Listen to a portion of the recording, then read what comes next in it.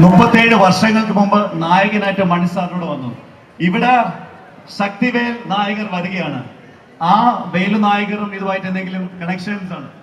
ഇല്ല, except they are in the same profession. Profession ഒന്നാണ്.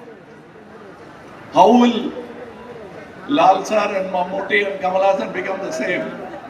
V are in one profession, but each is a great talent. You know how I slipped in my name into this, you must notice that. ആ കലാകാരന്മാരുടെ എൻ്റെ പേരും ചേർത്തു. I am proud.